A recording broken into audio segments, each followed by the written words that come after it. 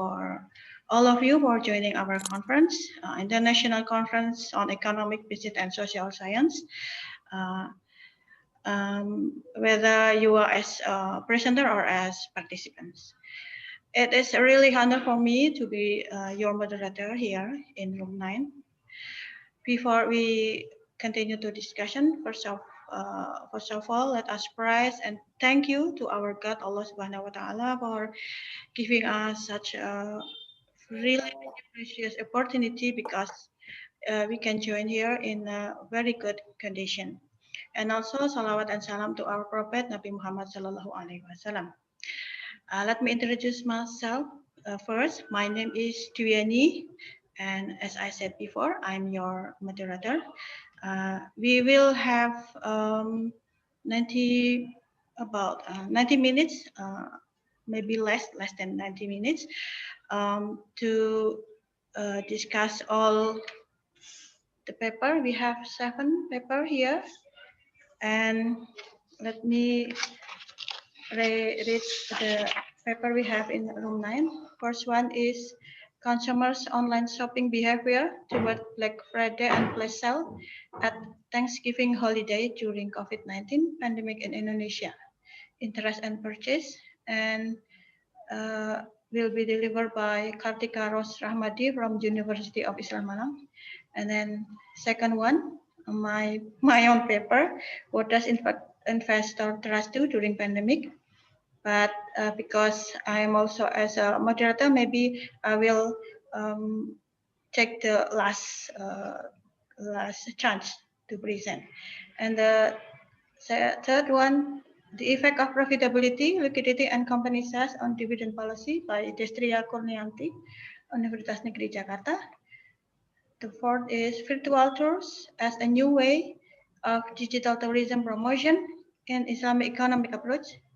Case study on Judipan Village, Malang, East Java, and will be delivered by Ahsan Takwin from University of Islam Malang. And the fifth, the influence of learning organization and employee resilience on work engagement at BUMN Bank branch office in Bogor. May I know who will deliver this paper? Soliha, Reni, or Vidya here? Who will deliver the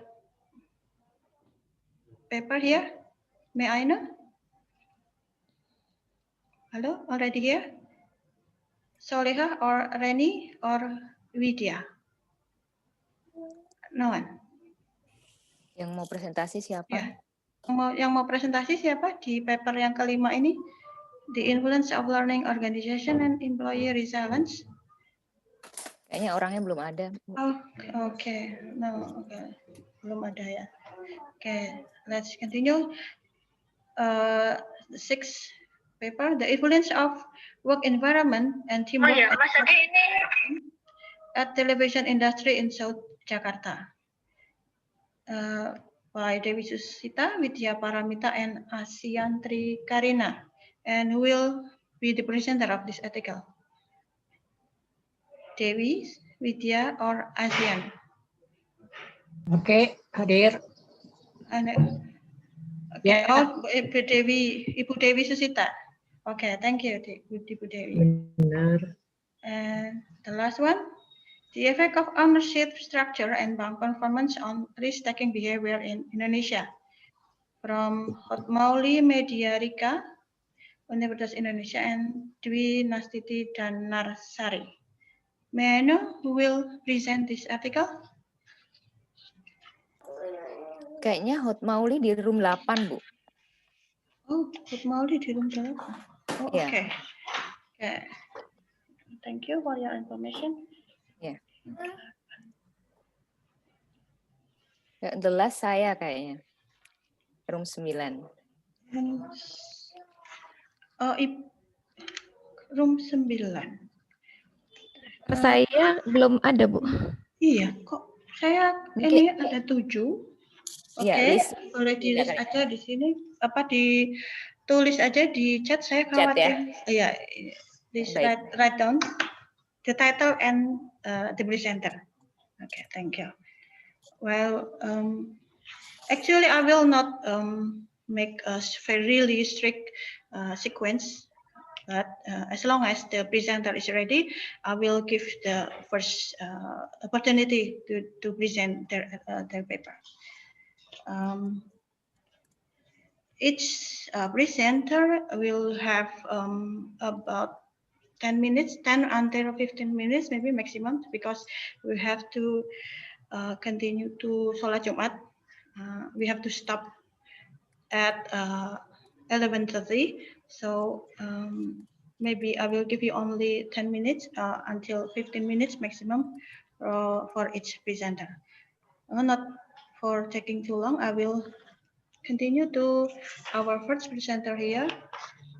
Kartika Ros Rahmadi from University of Islam Malang with her paper, Consumers Online Shopping Behavior Towards Black Friday and Flash Sale at Thanksgiving Holiday during COVID-19 Pandemic in Indonesia, Interest and Purchase. So the time is your Miss Kartika. Sebentar.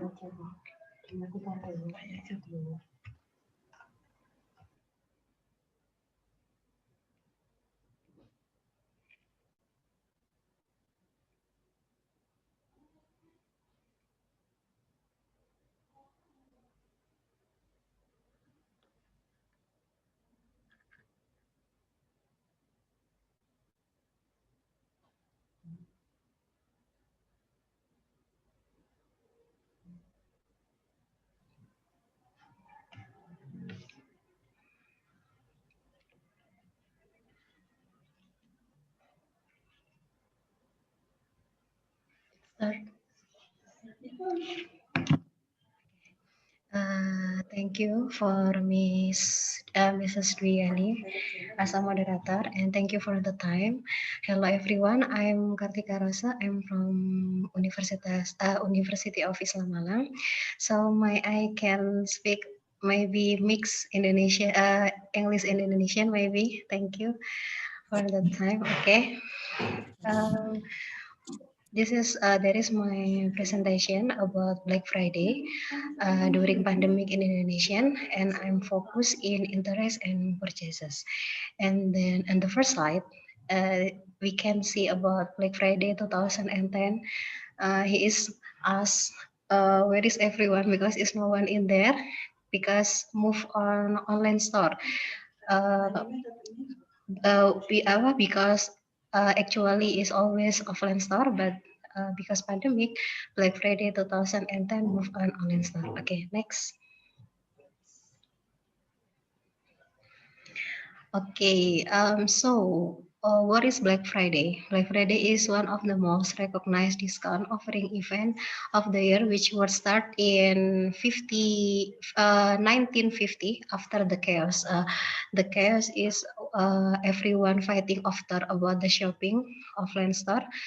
And then after Thanksgiving Day, before the Christmas holiday, and many other countries finally have a culture like US Black Friday. One of them is Indonesian. In Indonesian, Black Friday is common in comparison to the national online shopping. AKA Harbolnas atau Hari Belanja Nasional yang we have now. And then after all, at least 2 months shopping opportunities by taking advantage of the lure of discount prices. Jadi, so focus in discount prices. Okay, next. So there is 5 most search e-commerce site on Google in Indonesia, but the data from 2019 for global sale. So the first place Lazada. I think in purple color is Lazada, and the second place Tokopedia, and the last place is Blibli.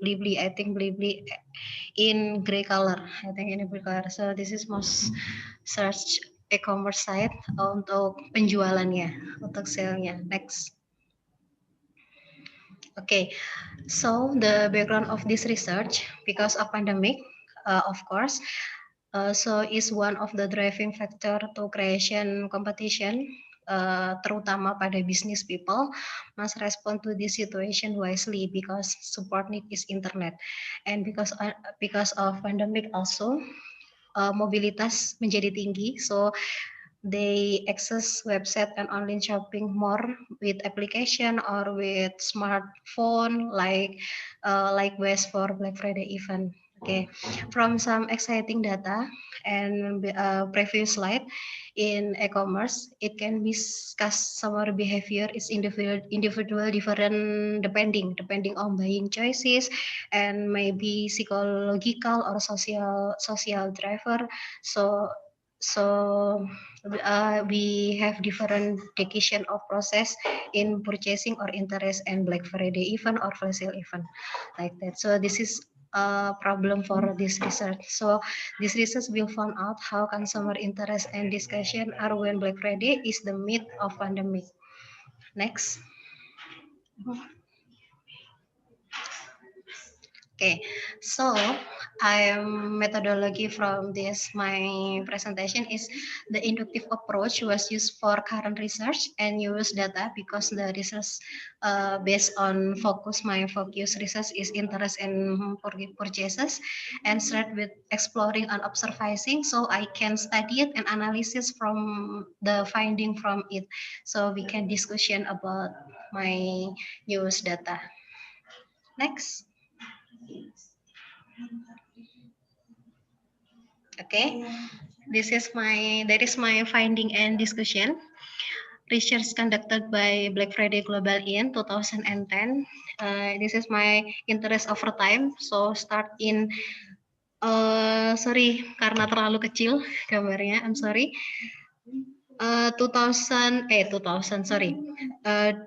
22 December, start 22 December 2019 until November 2010 because November which is Black Friday event ada gitu kan already in November 2020. However, over the last few months, the event has developed into a shopping marathon and the last several days. As we can see, the graphic increase. So in November 2020, and walaupun although not all of them could remember the exact date, but which is could explain the gradual increase in interest and interest. Masih still interest. Okay, next. So the interest by sub-region. Jadi di previous slide we can see about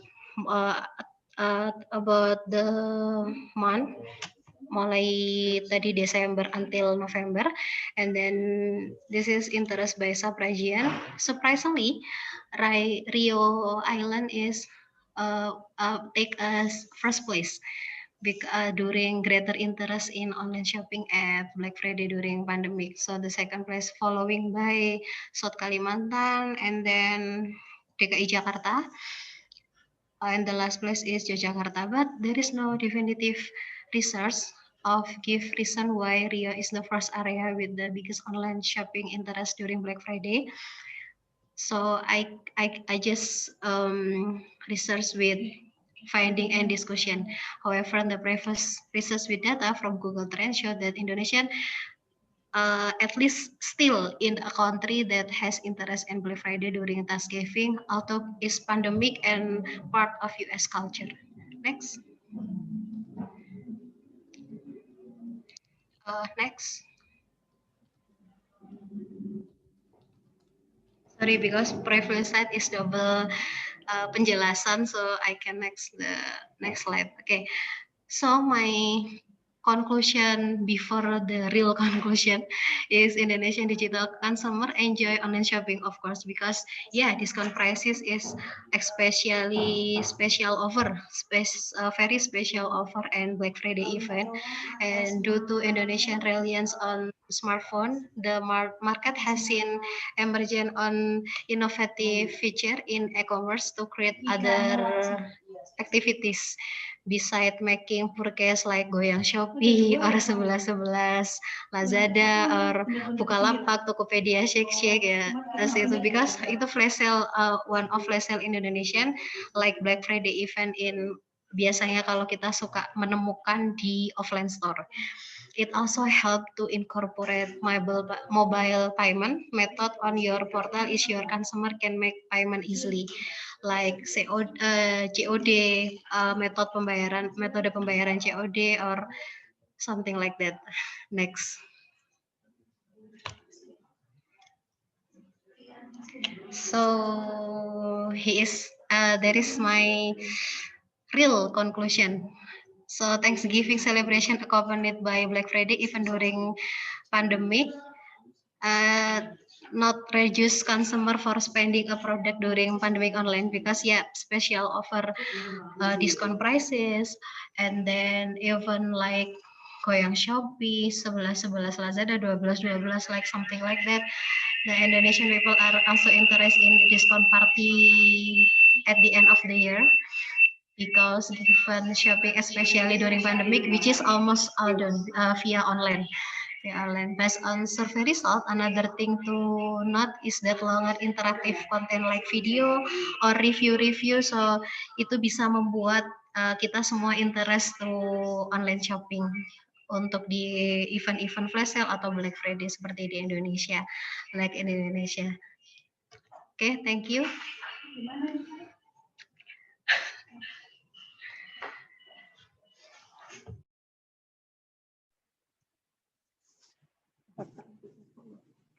Okay, thank you, Ms. Kartika. What interesting presentation. It's really relevant for our life because it's connecting with a millennial era and then with very close with our everyday life in pandemic situation. If you, all of you, have a question for her, for Ms.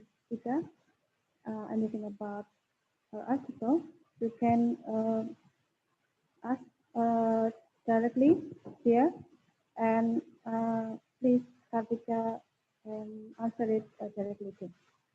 Okay, we have only 5 minutes to discuss the paper. Anyone of you? Any questions? Is it okay using gado-gado language? I mean, bahasa and English. It's okay because we recognize that not all of us can speak English fluently. It's okay. Anyone?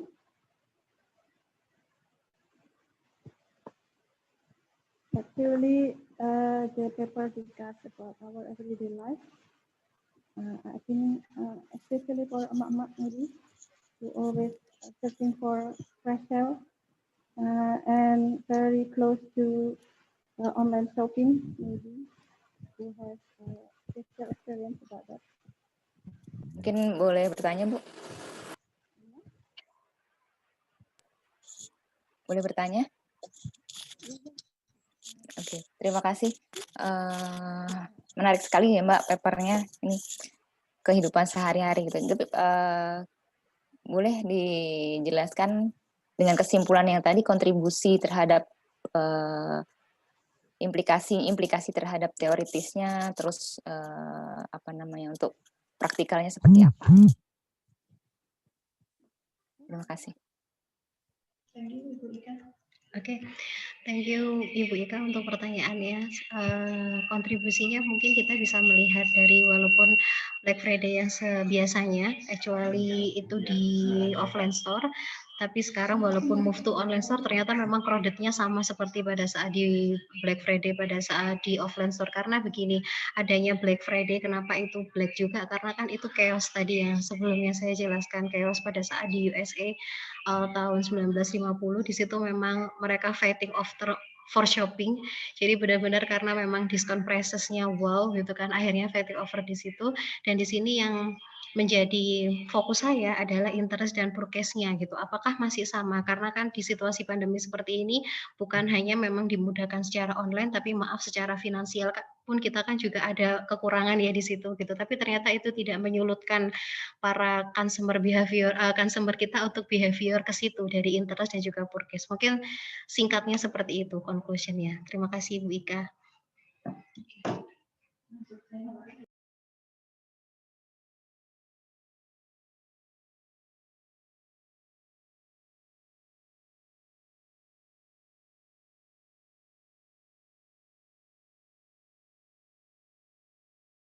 Okay, thank you for Bu Ika, and then we continue to second paper.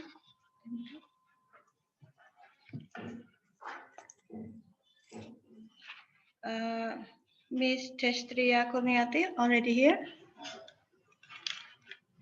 Ms. Destria, the paper is the effect of profitability, liquidity, and company size on dividend policy. Ms. Destria already here? Ada nggak Destria? Kayaknya nggak ada Bu dari namanya. Okay, from the participant, yes, no name for Destria. We continue the next paper. The influence of learning organization and employee resilience on work engagement at BUMN Bank branch office in Bogor. This paper from State University of Jakarta. Anybody? Solihah or Areni Natasha Malpun or Widya Paramita? Maybe. No one. Okay. Nggak ada juga kayaknya. Okay. we can go forward to Ibu Dewi Susita. I believe she is here. The influence of work environment and teamwork on job satisfaction at television industry in South Jakarta. Miss Dewi Susita, Ibu Dewi Susita. Hah? Tadi ada. Tadi ada. Tadi ada Ibu. Sekarang kayaknya nggak ada. Nggak ada sudah. Oke. Maybe it's the time for Ibu. Itu sudah ada PPT-nya. Okay. So we can go to Ibu Ika, who already sent by from the first time. Please, Ibu Ika, with your presentation. The time is yours. Baik, terima kasih. Ada PPT-nya? Sudah di-share.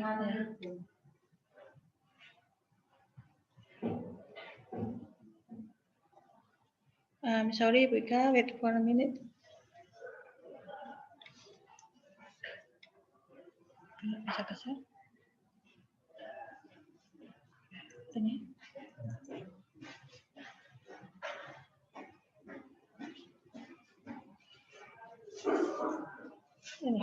Okay. This is your PPT, right? Kamu latih pausnya. Okay. Ya, betul. Ya. This, the time is yours. Ya, terima kasih banyak. Bismillahirrahmanirrahim. Assalamualaikum warahmatullahi wabarakatuh. Assalamualaikum warahmatullahi wabarakatuh. Saya akan mempresentasikan dalam bahasa Indonesia, jadi biar lebih cepat dan mudah ya.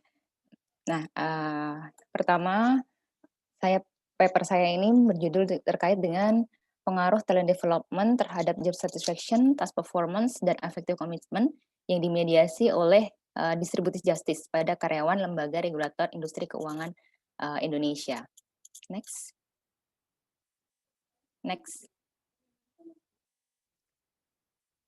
Jadi latar belakang dari paper ini yaitu adanya kebutuhan perusahaan akan karyawan yang bertalenta tinggi. Jadi sehingga perusahaan perlu memastikan karyawan mempunyai keterampilan dan kompetensi.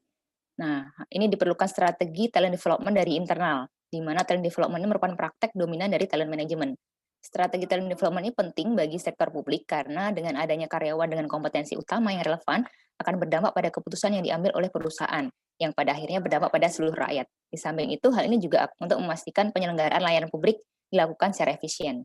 Nah, selanjutnya penelitian terkait talent development tidak hanya mempengaruhi hasil makro, tapi juga employee attitude atau behavior seperti job satisfaction, task performance, dan effective commitment.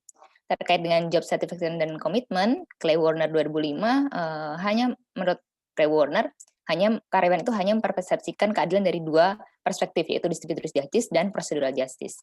Dan The Book 2018, Kellens 2013-14, dan O'Connor Crowley Henry 2019 menyatakan bahwa distributive justice menjadi mediator penting dalam mediasi hubungan praktek dalam manajemen terhadap employee reaction. Next.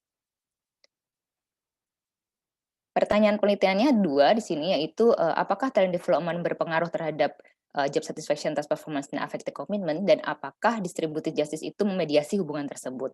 Sedangkan tujuan penelitiannya itu mengetahui pengaruh talent development dan peran mediasi dari distributive justice, serta memberikan saran dan implikasi teoritis, manajerial, dan praktikal. Next. Tinjauan literatur, saya menggunakan 5 variabel di sini untuk talent development, distributive justice, job satisfaction, task performance, dan affective commitment. Di mana untuk talent development ini saya mengambil definisi dan kuesioner yang holistik dari talent development environment questionnaire seperti itu. Untuk distributive justice saya mengambil dari Prince and Muller 86. Untuk job satisfaction saya mengambil dari Locke 76 dan questionnaire dari Fernandez Awamdeh 2006 yang sejalan definisinya. Untuk task performance saya menggunakan dari Burman, Moto, Wildo 9397. Untuk affective commitment dari Ellen Mayer. Next. Untuk model penelitian, next. Model penelitian ini merupakan modifikasi dari 4 model penelitian sebelumnya, yaitu dari Gellens 2013-2014, di mana ada yang konseptual, ada yang empiris, O'Connor Crowley Henry 2019, dan Chami Garavan 2013, di mana ada 4 hipotesa. Hipotesa pertama itu pengaruh talent development terhadap 3 DV, 3 dependent variable, job satisfaction, task performance, dan affective commitment. Dan hipotesa keempat yaitu kami bagi menjadi 3, menjadi distributive justice memediasi 3 DV sebelumnya. Next. Untuk metode penelitian, pengumpulan data melalui G-form secara daring dengan internal LARIK di kantor pusat, kantor perwakilan maupun di dalam negeri maupun di luar negeri. Jadi dari Sabang sampai Merauke kami sebar datanya seperti itu. Nah, karyawan di sini respondennya karyawan LARIK bekerja minimal 1 tahun dan metode analisa data menggunakan SPSS serta PLSM Word PLS 5, di mana total responden yang didapatkan adalah 466. Next. Hasil pretest menunjukkan bahwa seluruh standar terpenuhi, adanya korelasi antar variabel, jadi bisa dilanjutkan untuk analisis faktor berikutnya. Untuk uji validitas, untuk pretest ada 3 indikator tidak valid, maka akan dikeluarkan pada saat mentest, dan reliabilitas seluruhnya reliable. Untuk statistik deskriptif menunjukkan bahwa 5 variabel tersebut dalam range tinggi. Next. Untuk profil responden yang didapatkan didominasi oleh kaum laki-laki. Next mungkin. Nah, dengan usia 26 sampai 40 tahun tergolong dalam generasi Y, di mana rata-rata lulusan S1 dan usia atasan langsung didominasi oleh generasi X, dan total masa kerja responden 11 sampai 20 tahun, di mana level jabatannya terwakili di setiap level dan berasal dari seluruh sektor departemen. Next. Hasil penelitian. Untuk mentest, seluruh indikator dari 5 variabel tersebut valid dan reliable, dan keseluruhan model telah masuk dalam kriteria good fit. Dan hasil penelitian di sini dapat kita lihat bahwa hasil uji signifikansi dalam seluruh PET signifikan positif, jadi hipotesa 1 sampai dengan 4C supported dan data mendukung penelitian. Untuk peran mediasi menunjukkan bahwa adanya peran mediasi parsial dari distributive justice tersebut pada hubungan talent development dengan 3 DV. Next. Untuk hipotesa pertama, bahwa talent management itu berfokus pada talent development memiliki dampak positif signifikan secara statistik pada job satisfaction, sesuai dengan 6 penelitian sebelumnya, di mana ada 5 faktor talent development di sini yang berkontribusi paling besar, yaitu communication, yang menunjukkan bahwa sejauh mana atasan berkomunikasi secara efektif dengan karyawan, baik dalam pengaturan formal dan informal. Dalam konteks LARIK sendiri, komunikasi dengan atasan dilakukan pada saat karyawan merencanakan program pengembangan talent development itu sendiri. dengan mendiskusikan kompetensi dan memilih peminatan pengembangan sesuai dengan job family-nya. Hipotesa kedua, talent development berhubungan positif dengan task performance, di mana sesuai dengan 4 penelitian sebelumnya. Faktor dari talent development yang menunjukkan kontribusi tertinggi pada task performance yaitu support network, yang menunjukkan sejauh mana dukungan jejaring yang koheren, yang dapat didekati secara luas dan tersedia untuk karyawan. Dalam konteks larik, support dan dukungan dari atasan yang aktif berkoordinasi dengan jejaring itu akan secara cepat terrealisasi karena adanya koordinasi yang baik. Sedangkan indikator di task performance yang paling berpengaruh yaitu yang menggambarkan tentang keyakinan karyawan dalam mencapai tujuan yang diberikan kepadanya. Untuk hipotesa ketiga, talent development berhubungan positif dengan affective commitment. Jadi semakin besar persepsi karyawan terhadap organisasi mereka yang berinvestasi pada talent development, maka semakin besar pula affective commitment mereka. Seperti itu.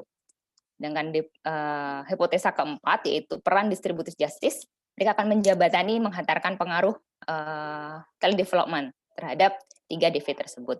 Di mana faktor talent development yang menunjukkan kontribusi adalah communication, support network, alignment of expectation.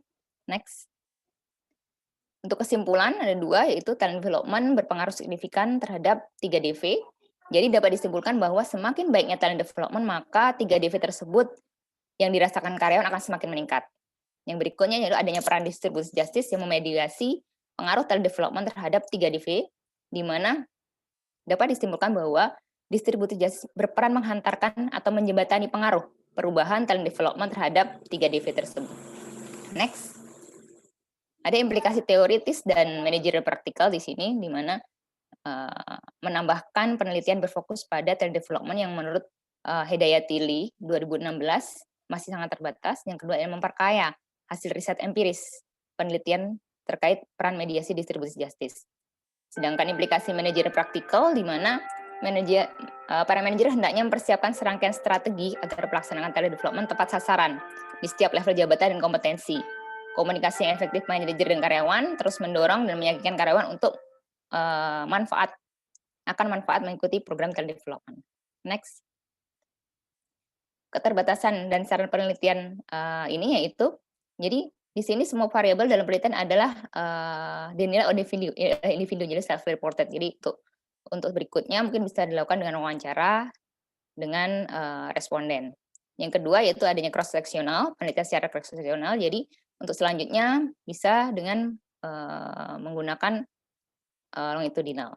Yang ketiga, penelitian ini berfokus pada dependent variabel yang positif. Nah, selanjutnya mungkin bisa dieksplor lebih lanjut terkait dengan dependent variable affective negative, karena implementasi talent development itu dan keadilan bisa dirasakan karyawan dalam affective positif maupun affective negatif. Yang terakhir yaitu adanya penelitian ini disarankan studi terkait talent development di tingkat negara atau global konteks yang pada akhirnya dapat menjawab terkait konvergensi dan divergensi dari praktek talent development lintas negara. Seperti itu. Next, mungkin sekian presentasi dari saya. Terima kasih. Okay, thank you very much. Ika from Universitas Indonesia, right? Very interesting paper, and Ika has shown us that talent development and distributive justice is very important, especially for development in human resources. I know there are some students in our room here. There are students from Unisma and also from Universitas Negeri Jakarta. You can ask here because I think this paper can give us some insight, new idea maybe about your next skripsi. You can ask to Ika Mulaci, Miss Ika Mulaci here. This is a very best opportunity for you. Please, you may ask here. We have 22 participants. Anyone you want to ask something to Miss Ika Mulaci from Universitas Indonesia? Bahasa Indonesia is okay. Barangkali ada yang mau ditanyakan, ada beberapa mahasiswa di sini, silakan barangkali bisa tadi ketika mendengarkan paparan dari Ibu Ika, oh ya ini topik yang menarik, bisa saya pakai untuk skripsi, silakan ditanyakan di sini. Silakan. Mungkin ini bisa buat dieksplor lagi ya kalau untuk Ya. skripsi atau tesis juga bisa, karena ini bisa ada moderasi juga di situ. Kalau misalnya mau tambahin moderasi bisa. Atau mau misalnya job satisfaction-nya dijadiin mediasi, karena job satisfaction, task performance sama affective commitment itu sebenarnya kan bisa berhubungan seperti itu. Hasilnya di sini masih bisa dieksplor. Nanti kalau teman-teman di sini mau ada ide lain, sebenarnya masih bisa dikembangkan gitu. Betul sekali. Silakan, ini ada beberapa mahasiswa dari FIUNJ, ada banyak, dari FEB juga, dari Unisma maksud saya, silakan.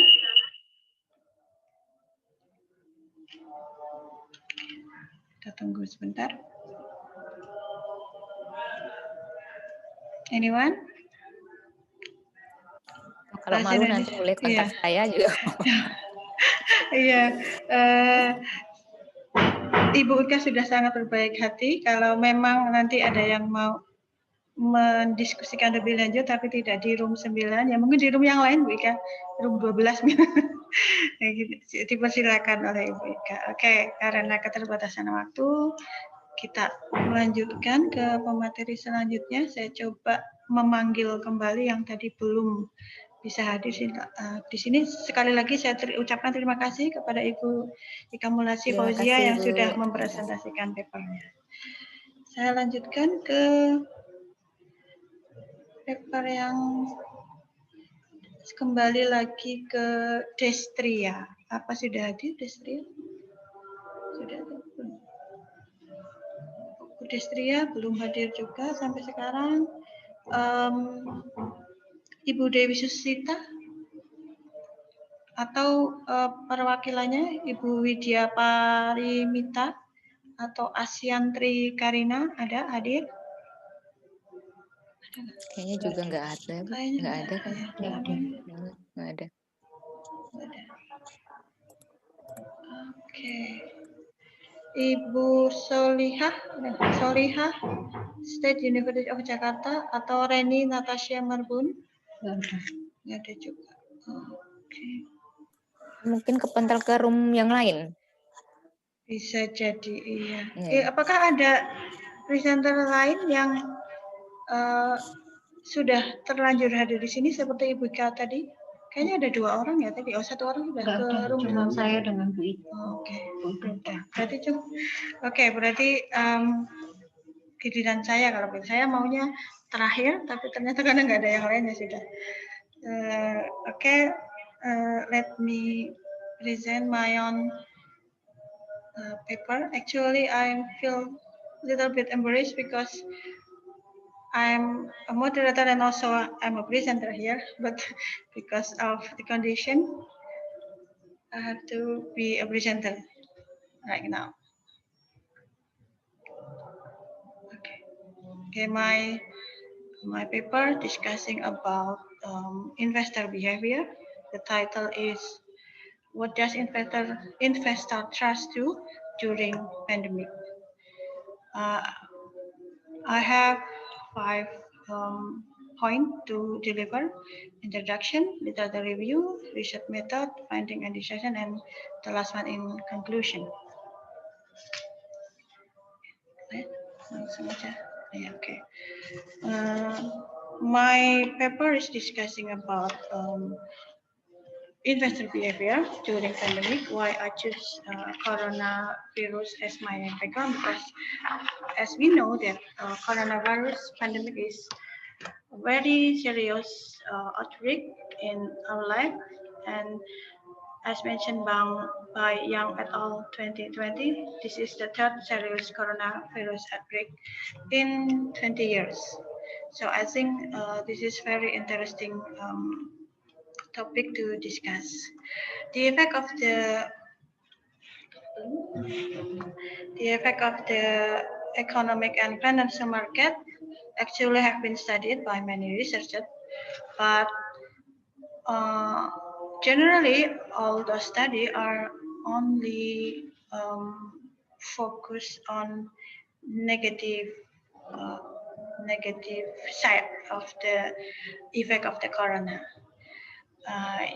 Usually they are focusing on economic effect and financial on economic effect and on financial market effect.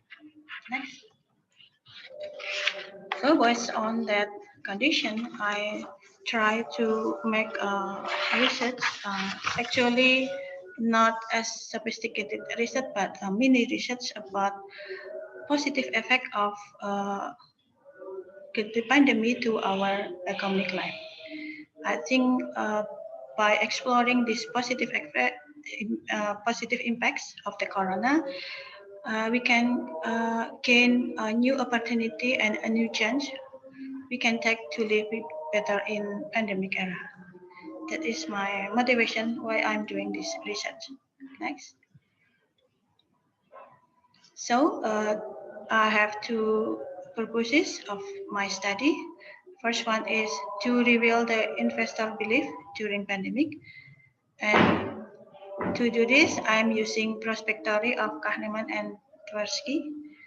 And then the second one is to relate investor belief to companies' characteristics of the investment they choose. Next one. First one, we start to literature review about prospectory.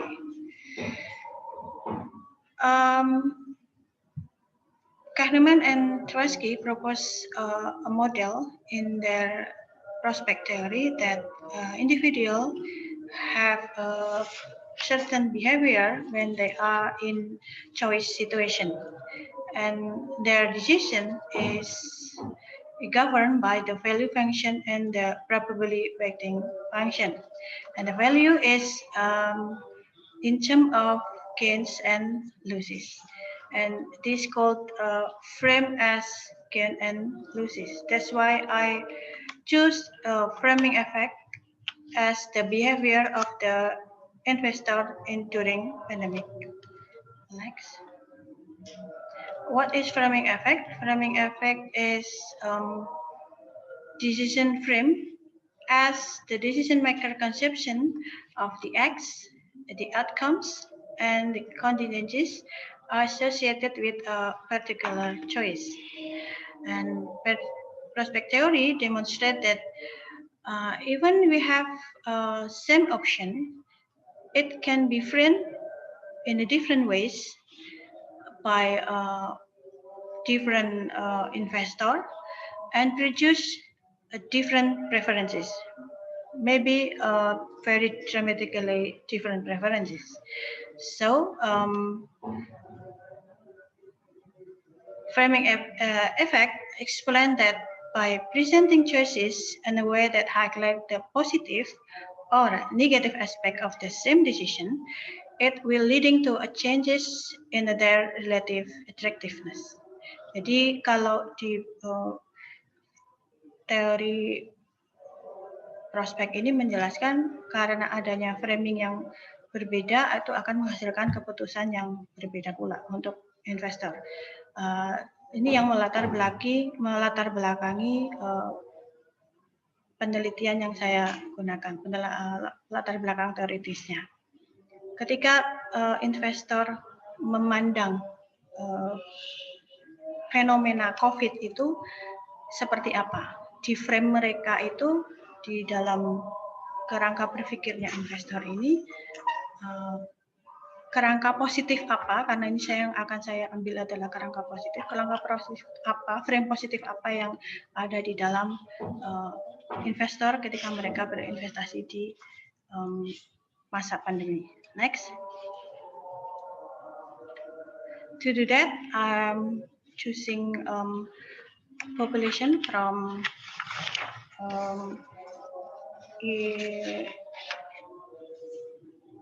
BEI, Bursa Efek Indonesia, and Indonesian Stock Exchange, and this is a secondary data, so I get it from idx.go.id. I'm sorry, I'm putting the wrong method. Actually, not total sampling, but purposive sampling, since I only focus on positive framing. So I focus on company that has very active trading. So company with zero trading will not include it in my analysis. And then operating variable have positive framing. I measure positive framing as positive fluctuation, which is price on T day is bigger than price on T minus 1.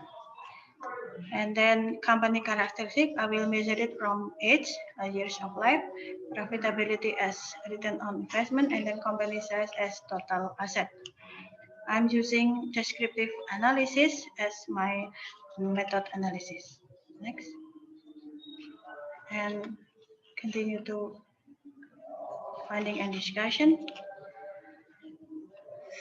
There are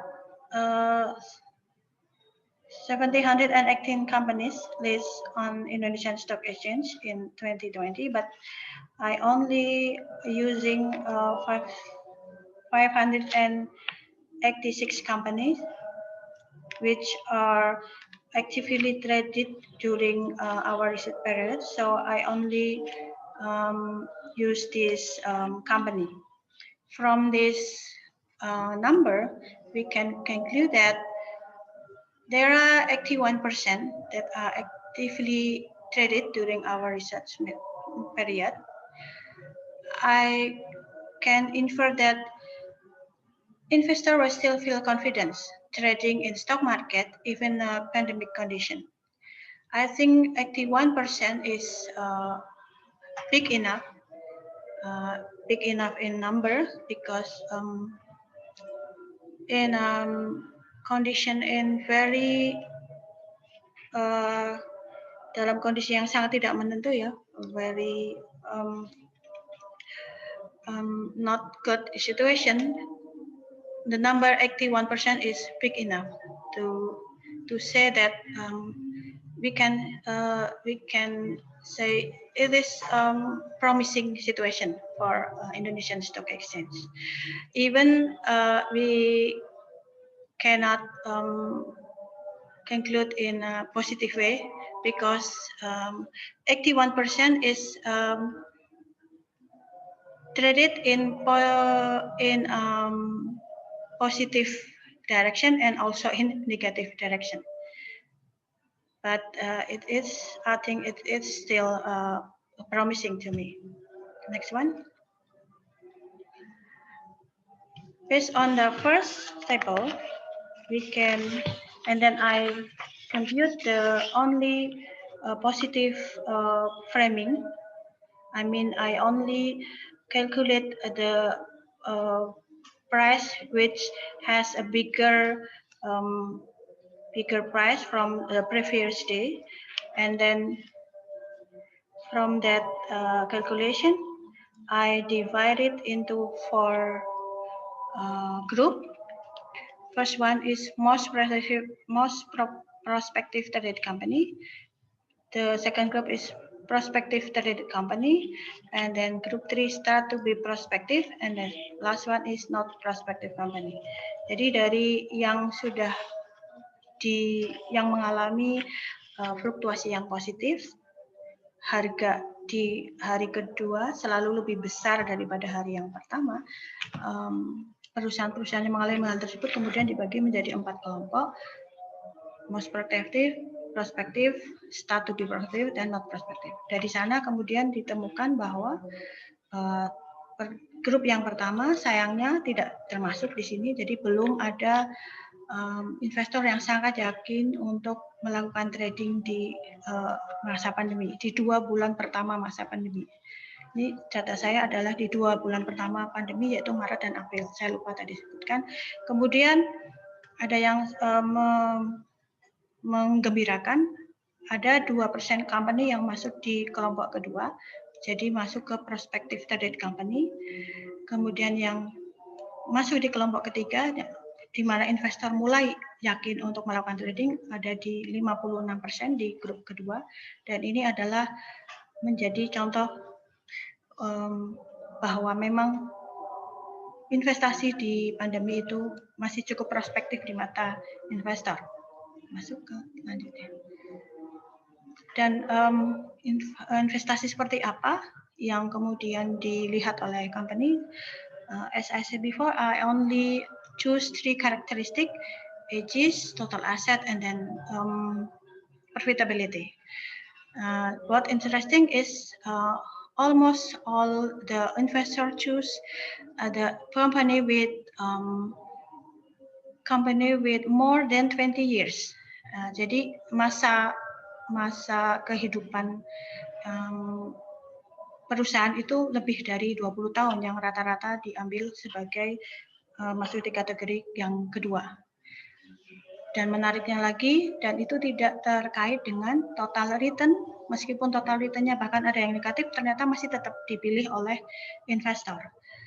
Total aset juga tidak ada yang besar, ada yang kecil, dan tetap diminati oleh investor. Kemudian kalau di banyak analisis menyatakan beberapa sektor yang dianggap berpotensi, ternyata di sini semua sektor mendapat perhatian dari investor. Jadi meskipun ada sektor pertanian yang dianggap rendah, ternyata mulai masuk juga di kelompok yang ketiga. Sehingga all sector has sufficient power to grow during pandemic. Next one.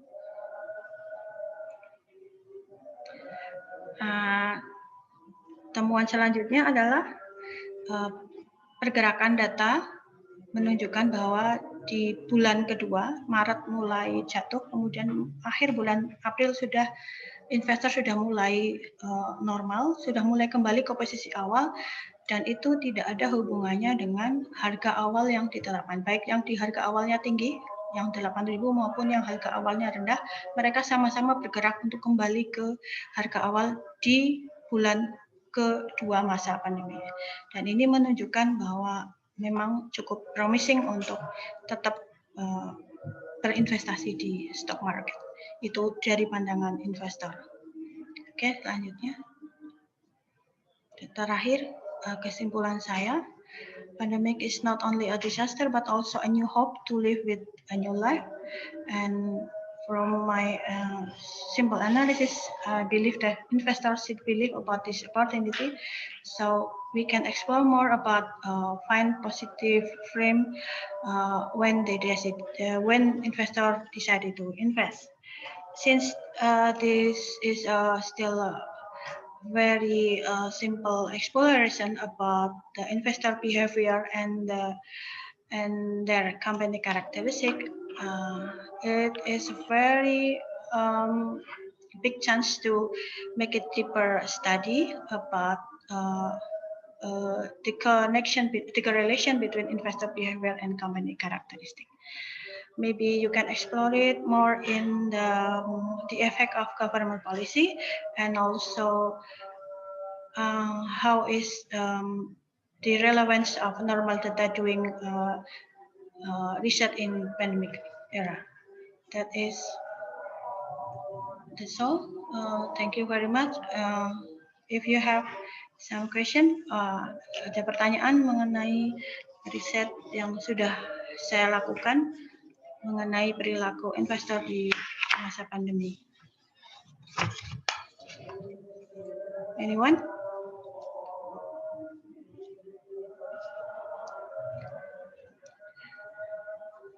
Oke. Boleh, Bu? Boleh. Menarik sekali sebenarnya nih analisanya nih ya. Tadi ada 4 grup ya. Yang grup ketiga tadi dia tetap ini ya termotivasi meskipun dengan karakteristik company yang seperti itu gitu. Ya, nah itu kira-kira gimana ya Bu? Iya. Ini dia si investor itu bisa membuat decision seperti itu gitu. Ya, oke. Ya, betul.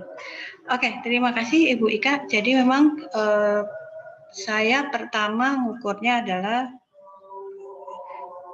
dari sekian banyak perusahaan itu yang selalu mengalami harga yang selalu naik itu berapa hari.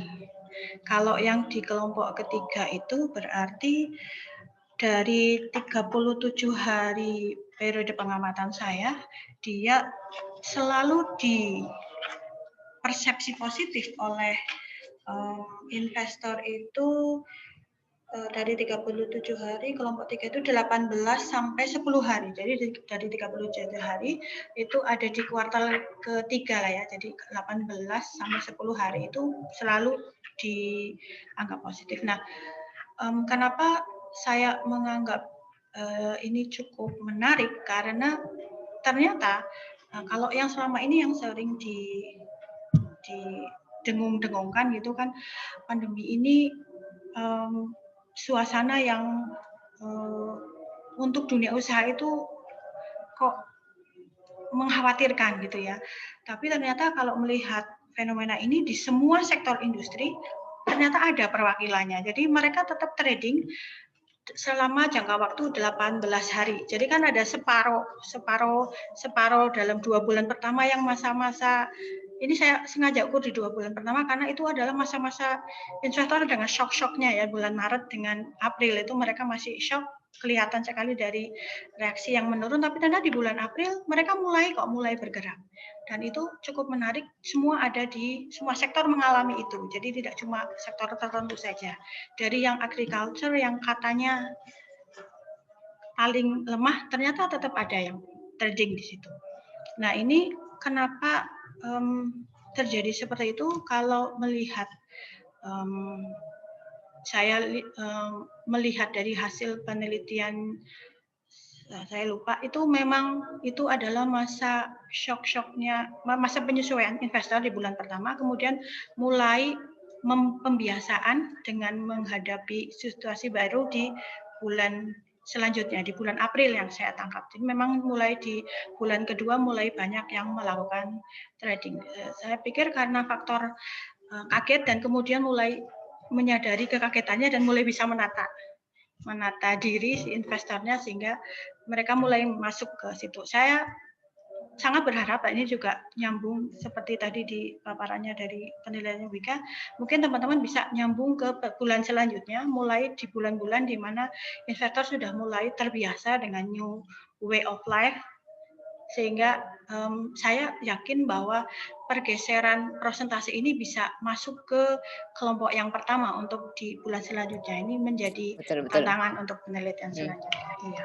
Karena bulan selanjutnya udah mulai lebih bagus lagi, jadi dia bisa naik ke grup yang lain, grup ke atas lagi. Betul Bu Ika, dan ternyata nggak hanya sektor tertentu kok yang promising, semua sektor di sini bereaksi. Jadi saya pikir kalau dikatakan hanya ini yang akan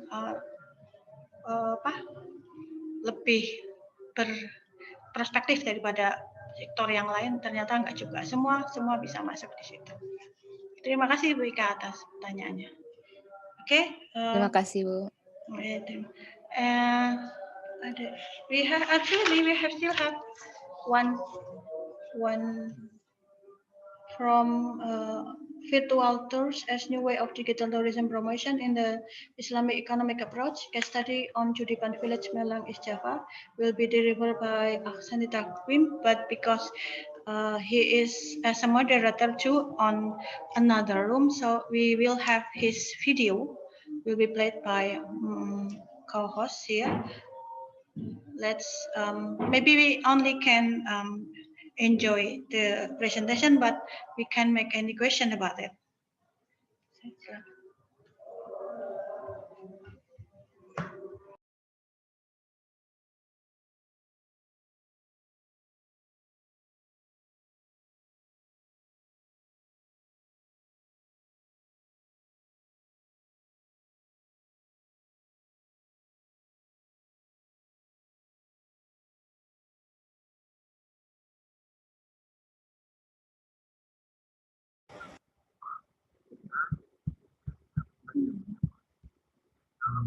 First, as a way of digital tourism promotion in the Islamic economic approach, a study on Judipan Village, Malang City, East Java. This paper written by me and my team, Ahsani Takwim, Kartika Rosa Rahmadi, and Dewi Java. Yeah. First, let me introduce myself. My name is Ahsani Takwim. I am one of the lateral staff in this campus, University of Islam in the Faculty of Economic and Business. And this for my identity and phone number. Then this for my paper abstract. Nowadays, halal tourism with economic community empowerment, being proportion concentration in advancing the economic in Indonesia. Then asset-based community development is one of the method approach on empowering the economic community until the COVID-19 pandemic here, many changes in the various sectors. And then it also happened in the countries. The study is a qualitative approach with a study on the defined digital conversion. Data from the study were obtained by conducting observation, interviews, and documentation. Then for the Islamic economic concept, I took it from Qasidah Syariah under the outcomes. And this one of the words with contours digital conversion and Islamic economic approach. For the introduction, that as we know, the halal industry revolution is happening in various sectors. In the past time, maybe we know about the halal food, about just food and beverages. It's called halalan juga. But now the halal concept is developing in many sectors. The finance and banking, the here finance syariah, syariah finance, syariah banking, and then the lifestyle we can go travel halal and halal tourism. Next, I took the data from Global Islamic Economic Report 2018 until 2019 from the contributors 2019. This data, in this data we can see about the world Muslim expenditure is growth in any one year. From the 2013 until the 2019, this growth very significant in food and beverage, travel, and recreation. Therefore, the next introduction. Here, as we can see, that currently the world Indonesia are experiencing the pandemic of COVID-19 pandemic, and then this COVID-19 pandemic have many various impacts, various implications on our life, various fields. And the important thing is how to respond it, how to make our new normal life to be better after the COVID-19.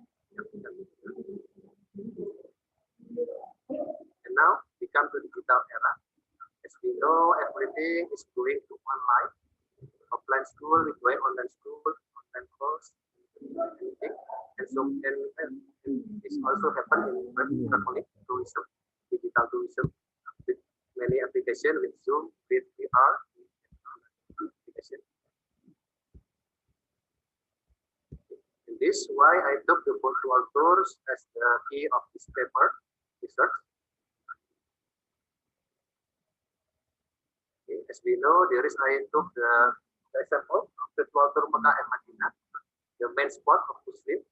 Every year, 1,000 Muslims go to there, go to Mekah, go to Madinah for doing ibadah and haji. But now we cannot do it. The pandemic has changed it, and now we can do it with virtual tour. So many applications, so many tour and travel tickets, virtual tour of Madinah and Mekah. And also we can go anywhere with the online tours, with the virtual tours. We can go to Vina, Austria with online virtual tours. We can do Semarang, Lawang Sewu, and many various objects. And then why I took the Malang as the case study of this paper? Because the Malang has a slogan, beautiful Malang. In the Malang area, in the Malang city, Malang region, and Batu city, we have so many thousands of tourism attractions. We have promoted that very important in Malang, and then the short we have thousands of beach that we so wonderful beach in Malang, and then we have agraria concept in the Pujon, Pujon, and then we have museum Angkut, so many other tourism attractions in Malang. And then why I took Jodipan as a case study, as a main case study in this paper, because Jodipan is so uniquely tourism attraction. Jodipan has several unique characteristics. So there is a community to well by the local community. As initial information in this Judipan used to be a slum village on the bank, but I live here. And the people are also midway lagging behind the economic quite low, so there is an effort to build a colorful village there until we know. But now the Kampung Parnaman is the village, and now so many artists, so many era Rivela from the Republic of Africa with the green light music video in there, and then we can also know about the Wisband 1, 2, and 3, the Judipan village. About the theoretical review, I took three theory in here, about virtual tours by Yong Cho, about digital profession from Yogeska Dwivedi, and the Makosidu Syariah from Asatidi. The first theory about virtual tools from Mr. Yong Cho is it, interactively and multimedia architectures to build virtual environment to make virtual tools. And then from Yogeska Dwivedi is it, the digital promotion using a variety of theories, research methods, context, and conceptualizations to enrich our understanding about digital marketing and digital promotion. And then the third theory from Asatidi, about Makosidu Syariah. Makosidu Syariah exposition, exposure, text, and laws depending on the good. But in Islam, we know this about Al-Quran and Sunnah. And then collecting within Kuliah Al-Amma and specific argument, bring benefit and private damage to the absolute and considering the truth of the truth. That's the key concept of what then about the result, I have two results. This is the first result is about sustainable development. Or we can call it 3P concept: sustainable people, sustainable profit, and sustainable planet.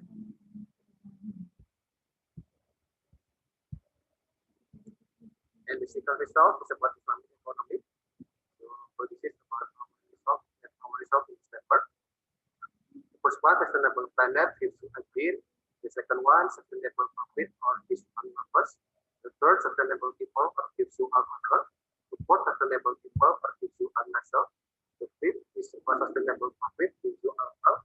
And the last, sustainable planet, what gives you al-akal.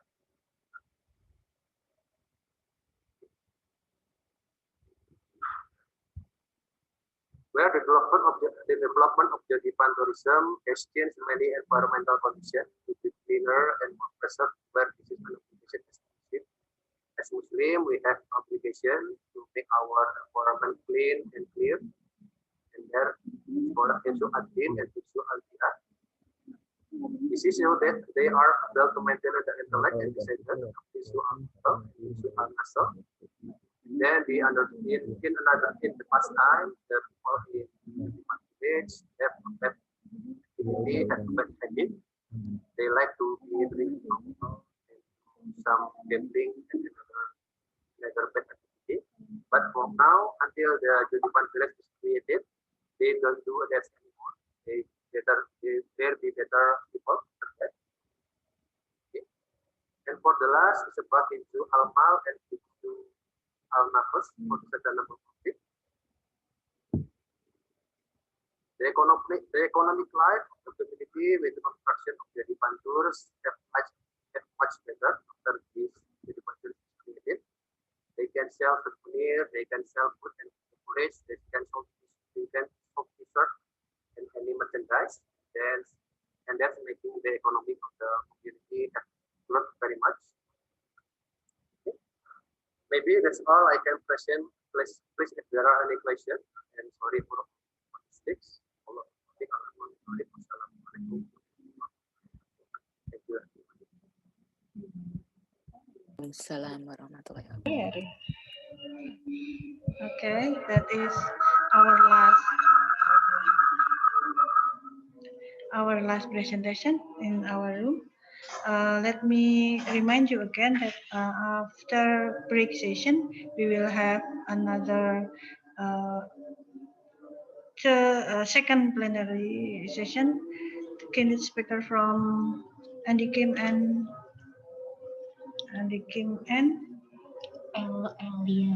Elvira Solcia.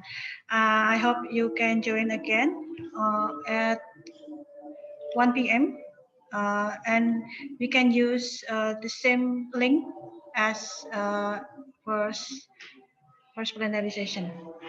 Thank you very much for your attendance, and hopefully this discussion will give us beneficial to our study next, and I hope we can meet again in plenary sessions, second plenary session at 1 p.m. Once again, thank you very much. I close by saying hamdalah, alhamdulillahirabbil alamin. Assalamualaikum warahmatullahi wabarakatuh. Terus gimana nih? Oh ya, langsung ini.